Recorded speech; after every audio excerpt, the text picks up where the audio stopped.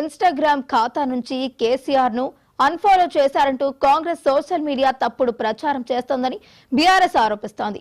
ఈ మేరకు MLC Dasoju Sravan, Errolla Srinivas, Y Satish రెడ్డిలు గచ్చిబౌలి సైబర్ క్రైమ్ పోలీస్ స్టేషన్లో ఫిర్యాదు చేశారు.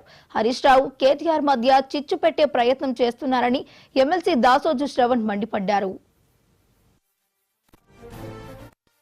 రేవంత్ రెడ్డి అండ్ కంపెనీ ఇవాళ పెద్ద ఎత్తున కాంగ్రెస్ పార్టీ పెద్దలందరూ కూడా ఇవాళ పెద్ద ఎత్తున కుట్రలు బనుతున్నట్టు ఒక వైఖరిని మేము తీవ్రంగా ఖండిస్తా ఉన్నాం. ప్రజా నాయకుడైనటువంటి ఒక హరీష్ రావు గారి పైన పెద్ద ఎత్తున ఇవాళ బట్టగాల్చి మీద వేసి అటు ప్రజల్లో కావచ్చు, బీఆర్ఎస్ పార్టీ నాయకత్వంలో కావచ్చు, కార్యకర్తల్లో కావచ్చు అనేక రకాలైనటువంటి ఒక అనుమానాలు సృష్టించి రాజకీయ పబ్బం గడుపుకోవాలనే కుట్ర ఇవాళ రేవంత్ రెడ్డి గారికి సంబంధించిన వ్యక్తులు, పార్టీకి సంబంధించిన వ్యక్తులు, ప్రభుత్వంలో ముఖ్యంగా ఉన్నటువంటి వాళ్ళందరూ కూడా ఇవాళ కుట్రలు బనుతా ఉన్నారు.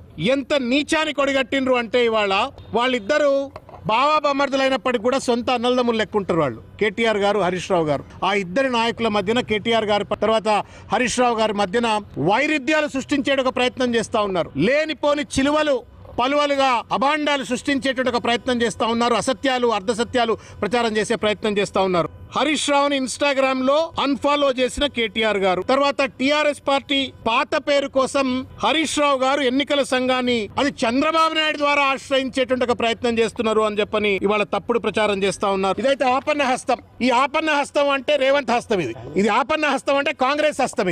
ఈ ఆపన్న హస్తం, రేవంత్ హస్తం ఇవాళ ఇంత పెద్ద ఎత్తున గులాబీ గడికి బీటలు. త్వరలోనే హరీష్ కొత్త పార్టీ కలలు కంటున్నావా రేవంత్ రెడ్డి గారు? పగటికల వ్యాధి ఏమైనా వచ్చిందా ఏంటి? పగటికల వ్యాధి వస్తే ట్రీట్మెంట్ చేయించుకోండి. ఈ తప్పుడు ప్రచారాలు చేసినంత మాత్రాన పార్టీకి బీటలు మారేది లేదు. నీ ప్రభుత్వం బీటలు మారిపోయింది. అలా నీకు చేతగాట్లే.